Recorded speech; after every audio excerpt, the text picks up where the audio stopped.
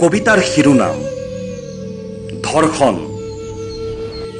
কবি গুৰুজুন, আবৃত্তিকাৰ অমৃত ৰাজ। ধৰ্ষণ মানৱতাৰ হৈছে, নাৰীৰ হোৱা নাই।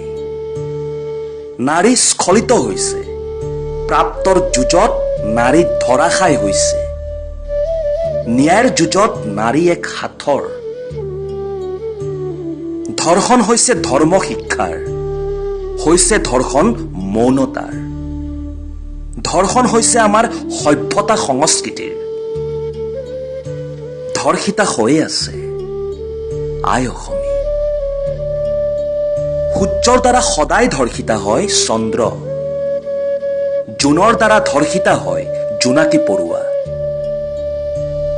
জোনাকী পৰুৱাৰ পোহৰত বাট মেলো আমি পথিক, যাৰ পথ দিশহাৰা, দিশভ্ৰান্ত।